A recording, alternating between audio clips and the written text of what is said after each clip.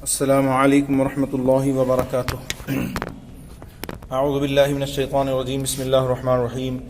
درود پاک پڑھیں۔ اللہم صلی علی سیدنا مولانا محمد معدن الجود والکرم وآلہ الکرام وابنہ الکریم وبارک وسلم صلاۃ وسلاما علیک یا رسول اللہ صلی اللہ تعالی علیہ وسلم۔ محترم سامعین، آپ قربانی کے مسائل سماعت کر رہے ہیں۔ مزید مسائل آج کے درس میں آج سماعت کریں۔ قربانی کے جانور کو عیب سے خالی ہونا چاہیے، اور تھوڑا سا عیب ہو تو قربانی ہو جائے گی مگر مکروہ ہوگی، اور زیادہ عیب ہو تو ہوگی ہی نہیں۔ جس کے پیدائشی سینگ نہ ہو اس کی قربانی جائز ہے، اور اگر سینگ تھے مگر ٹوٹ گیا اور مینگ تک یعنی جڑ تک ٹوٹا ہے تو ناجائز ہے، اس سے کم ٹوٹا ہے تو جائز ہے۔ جس جانور میں جنون ہے، اگر اس حد کا ہے کہ وہ جانور چرتا بھی نہیں ہے تو اس کی قربانی ناجائز ہے، اور اس حد کا نہیں ہے تو جائز ہے۔ خصی یعنی جس کے خصیے نکال لیے گئے ہوں، یا جس کے خصیے اور عضو تناسل یعنی نر کی علامت نر سب کاٹ لیے گئے ہوں، ان کی قربانی جائز ہے۔ اتنا بوڑھا کہ بچے کے قابل نہ رہا، یا داغا ہوا جانور، یا جس کے دودھ نہ اترتا ہو، ان سب کی قربانی جائز ہے۔ خارشی جانور کی قربانی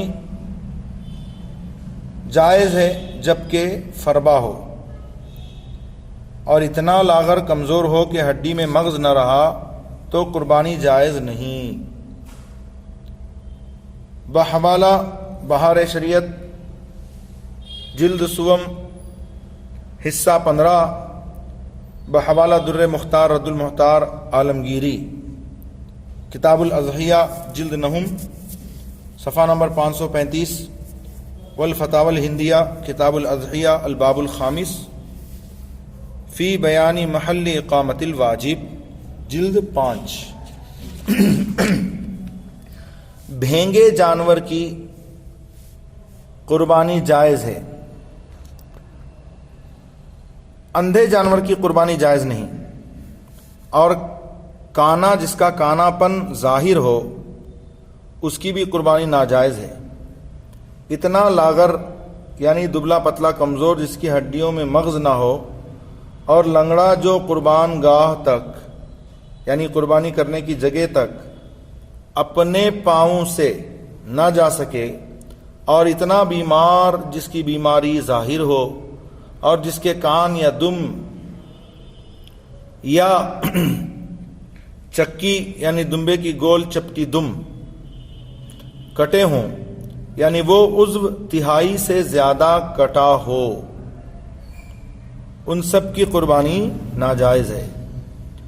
اور اگر کان یا دم یا چکی تہائی یا اس سے کم کٹی ہو تو جائز ہے۔ جس جانور کے پیدائشی کان نہ ہو یا ایک کان نہ ہو اس کی ناجائز ہے، اور جس کے کان چھوٹے ہوں اس کی قربانی جائز ہے۔ جس کے دانت نہ ہوں، یعنی ایسا جانور جو گھاس کھانے کی صلاحیت نہیں رکھتا ہو،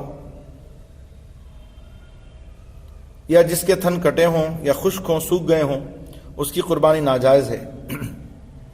بکری میں ایک کا خشک ہونا یعنی سوکھ جانا ناجائز ہونے کے لیے کافی ہے، اور گائے بھینس میں 2 خشک ہوں تو ناجائز ہے۔ جس کی ناک کٹی ہو یا علاج کے ذریعے اس کا دودھ خشک کر دیا ہو، اور خنثی جانور یعنی جس میں نر و مادہ دونوں کی علامتیں ہوں، اور جلالہ جو صرف غلیظ کھاتا ہو، ان سب کی قربانی ناجائز ہے۔ بہار شریعت 3 جلد 15واں حصہ بحوالہ الدر المختار کتاب الاضحیہ جلد نہم صفحہ نمبر 537۔ جانور کو جس وقت خریدا تھا اس وقت اس میں ایسا عیب نہ تھا جس کی وجہ سے قربانی ناجائز ہوتی، یعنی اس کے دانت نہیں تھے یا دانت نہ ہونا یا تھن کٹے ہونا یا دم کٹی ہونا وغیرہ، تو جب خریدا تھا تو ایسا عیب اس میں نہیں تھا۔ بعد میں وہ عیب پیدا ہو گیا تو اگر وہ شخص مالک نصاب ہے تو دوسرے جانور کی قربانی کرے، اور مالک نصاب نہیں ہے تو اسی کی قربانی کر لے۔ یہ اس وقت ہے کہ اس فقیر نے پہلے سے اپنے ذمے قربانی واجب نہ کی ہو، اور اگر اس نے منت مانی ہے کہ بکری کی قربانی کروں گا اور منت پوری کرنے کے لیے بکری خریدی، اس وقت بکری میں ایسا عیب نہ تھا، پھر پیدا ہو گیا، اس صورت میں فقیر کے لیے بھی یہی حکم ہے کہ دوسرے جانور کی قربانی کرے۔ پھر سے اس مسئلے کو سمجھ لیجئے کہ جانور کو جس وقت خریدا تھا اس وقت اس میں ایسا عیب نہ تھا جس کی وجہ سے قربانی ناجائز ہوتی ہے، بعد میں وہ عیب پیدا ہو گیا تو اگر وہ شخص مالک نصاب ہے تو دوسرے جانور کی قربانی کرے، اور مالک نصاب نہیں ہے، فقیر ہے، تو اسی کی قربانی کر لے۔ یہ اس وقت ہے کہ اس فقیر نے پہلے سے اپنے ذمے قربانی واجب نہ کی ہو، اور اگر اس نے منت مانی ہے، جیسے کسی نے منت مانی کہ میرا فلاں کام ہو جائے تو میں قربانی کروں گا، کہ بکری کی قربانی کروں گا، اور منت پوری کرنے کے لیے بکری خریدی، اس وقت بکری میں ایسا عیب نہ تھا، پھر پیدا ہو گیا، اس صورت میں فقیر کے لیے بھی یہی حکم ہے کہ دوسرے جانور کی قربانی کرے۔ قربانی کا جانور مر گیا تو غنی پر یعنی صاحب نصاب پر، مالدار پر لازم ہے کہ دوسرے جانور کی قربانی کرے، اور فقیر کے ذمے دوسرا جانور واجب نہیں۔ اور اگر قربانی کا جانور گم ہو گیا یا چوری ہو گیا اور اس کی جگہ دوسرا جانور خرید لیا، اب وہ مل گیا، پہلا جانور جو گم ہو گیا تھا یا چوری ہو گیا تھا تو اس کی وجہ سے اس نے دوسرا جانور خرید لیا، اب وہ جانور مل گیا جو چوری ہو گیا تھا یا گم ہو گیا تھا، تو غنی کو یعنی مالک نصاب کو، مالدار کو اختیار ہے کہ دونوں میں جس ایک کو چاہے قربانی کرے، مگر فقیر پر واجب ہے کہ دونوں کی قربانیاں کرے۔ بہار شریعت جلد سوم حصہ 15واں بحوالہ در مختار کتاب الاضحیہ جلد نہم صفحہ نمبر 539۔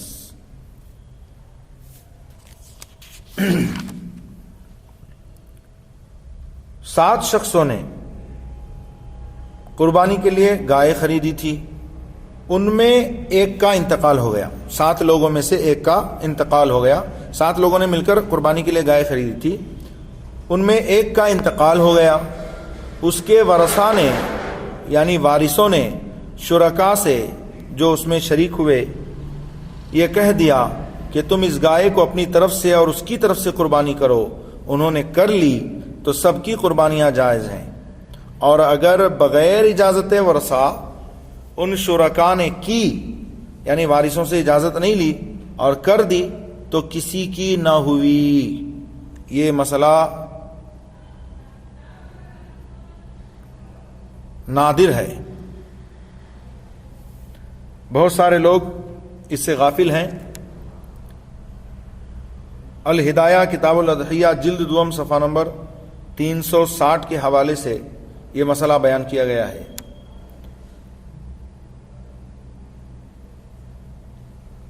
مستحب یہ ہے کہ قربانی کا جانور خوب فربا، موٹا، تازہ اور خوبصورت اور بڑا ہو، اور بکری کی قسم میں سے قربانی کرنا ہو تو بہتر سینگ والا مینڈھا چت کبرا ہے، جس کے خصیے کوٹ کر خسی کر دیا ہو، کہ حدیث میں ہے کہ حضور نبی اکرم صلی اللہ تعالی علیہ وسلم نے ایسے مینڈھے کی قربانی کی۔ الفتاوی الہندیہ کتاب الاضحیہ الباب الخامس فی بیان محل اقامت الواجب، جلد پنجم صفحہ نمبر 300۔ ذبح کرنے سے پہلے چھری کو تیز کر لیا جائے اور ذبح کے بعد جب تک جانور ٹھنڈا نہ ہو جائے، اس کے تمام اعضاء سے روح نہ نکل جائے، اس وقت تک ہاتھ پاؤں نہ کاٹیں اور نہ چمڑا اتاریں۔ خاص کر قصاب لوگ ایسا کرتے ہیں کہ جلدی جلدی میں ابھی اس کی روح پورے طور سے نکلی ہوئی نہیں رہتی، جانور ٹھنڈا نہیں ہو کے رہتا، وہ کاٹا کوٹی شروع کر دیتے ہیں۔ آپ ایسا ہرگز نہ کرنے دیں، اور بہتر یہ ہے کہ اپنی قربانی اپنے ہاتھ سے کرے۔ اگر اچھی طرح ذبح کرنا جانتا ہو، اور اگر اچھی طرح نہ جانتا ہو تو دوسرے کو حکم دے وہ ذبح کرے، مگر اس صورت میں بہتر یہ ہے کہ وقت قربانی حاضر ہو۔ حدیث میں ہے حضور اقدس صلی اللہ تعالی علیہ وسلم نے اپنی پیاری بیٹی سیدہ کائنات شہزادی رسول سیدہ بطول حضرت فاطمہ الزہرا رضی اللہ تعالی عنہا سے فرمایا، کھڑی ہو جاؤ اور اپنی قربانی کے پاس حاضر ہو جاؤ کہ اس کے خون کے پہلے ہی قطرے میں جو گناہ کیے ہیں سب کی مغفرت ہو جائے گی۔ اس پر سیدنا ابو سعید خدری رضی اللہ تعالی عنہ نے عرض کیا، نبی اللہ صلی اللہ تعالی علیہ وآلہ وسلم، یہ آپ کی آل کے لیے خاص ہے یا آپ کی آل کے لیے بھی ہے اور عامہ مسلمین کے لیے بھی؟ فرمایا کہ میری آل کے لیے خاص بھی ہے اور تمام مسلمین کے لیے عام بھی ہے۔ سبحان اللہ۔ بحوالہ عالمگیری الفتاوی الہندیہ کتاب الاضحیہ الباب الخامس، جلد پنجم صفحہ نمبر 300۔ قربانی کا جانور مسلمان سنی صحیح العقیدہ مسلمان سے ذبح کرانا چاہیے۔ بدعقیدہ وہابی، دیوبندی، رافضی، قادیانی معاذ اللہ بدعقیدہ سے ہرگز ذبح نہیں کرانا چاہیے۔ اگر کسی مجوسی یا دوسرے مشرک سے یا بدعقیدہ سے جس کی بدعقیدگی حد کفر کو پہنچ گئی ہو جانور ذبح کرا دیا تو قربانی نہیں ہوئی، بلکہ یہ جانور حرام و مردار ہے۔ یہ جانور حرام و مردار ہے۔ لوگ خیال نہیں کرتے، جس کو چاہا داڑھی ٹوپی والے کو دیکھ لیا، آؤ مولوی صاحب ذرا ذبح کر دو، آؤ مولوی صاحب ذرا کاٹ دو۔ لا حول ولا قوت الا باللہ العلی العظیم۔ آپ سنی صحیح العقیدہ مسلمان ہیں، لہٰذا آپ خود قربانی کیجیے اگر جانتے ہوں، نہیں جانتے تو کسی سنی صحیح العقیدہ عالم سے یا امام سے یا مؤذن سے جو سنی صحیح العقیدہ ہوں، ذبح کرنا جانتے ہوں، ان سے ذبح کرائیے۔ قربانی کا گوشت خود بھی کھا سکتا ہے اور دوسرے شخص غنی یا فقیر کو دے سکتا ہے، کھلا سکتا ہے، بلکہ اس میں سے کچھ کھا لینا قربانی کرنے والے کے لیے مستحب ہے۔ بہتر یہ ہے کہ گوشت کے 3 حصے کرے، ایک حصہ فقراء کے لیے، فقیروں کے لیے، اور ایک حصہ دوست و احباب کے لیے یعنی رشتہ داروں کے لیے، اور ایک حصہ اپنے گھر والوں کے لیے، اور کل کا صدقہ کر دینا بھی جائز ہے، اور کل یعنی پورے کا پورا گھر ہی رکھ لے یہ بھی جائز ہے۔ قربانی کا گوشت کافر کو نہ دے کہ یہاں کے کفار، ملک ہندوستان کے کفار حربی ہیں۔ ایک ہوتا ہے ذمی کافر، ایک ہوتا ہے حربی کافر۔ ذمی کافر وہ جو سلطنت اسلامیہ کے زیر نگین ہو اور جزیہ ادا کرتا ہو، اور اس کے بدلے میں سلطنت اسلامیہ اس کی جان مال، عزت آبرو، جائیداد وغیرہ کی حفاظت کی امین ہو۔ حربی وہ ہے کہ جو سلطنت اسلامیہ کے زیر نگین نہ ہوں۔ تو یہاں کے کفار حربی ہیں تو قربانی کا گوشت کافر کو نہ دے۔ قربانی کے چمڑے کو مدرسے میں دینا، مسجد میں دینا جائز ہے، اسی طرح کسی غریب فقیر کو بھی دے سکتے ہیں۔ اور اس چمڑے کو بیچ دیا تو اب اس کی قیمت صدقہ کرنا واجب، اور نہ بیچ کر کے چمڑے کو باقی رکھتے ہوئے اپنے مصرف میں لا سکتا ہے، جیسے چھاگل بنا لیا، مسلح بنا لیا، وغیرہ وغیرہ۔ قربانی کے جانور سے نفع حاصل نہیں کیا جا سکتا، یعنی اس پر سوار نہیں ہوا جا سکتا، نہ اس کا دودھ دوہ کر کے پیا جا سکتا ہے۔ اگر کسی نے اس کا دودھ دوہا تو واجب ہے کہ اس دودھ کو صدقہ کر دے، دودھ کو صدقہ کر دے۔ اللہ رب العزت اپنے حبیب علیہ الصلاۃ والتسلیم کے صدقہ و طفیل سے ہم سب کو عمل کی توفیق عطا فرمائے۔ امید کرتا ہوں آپ تمام حضرات اس کو سنیں گے اور دوست و احباب کو شیئر کریں گے۔ فجزاکم اللہ تعالی احسن الجزاء۔ السلام علیکم۔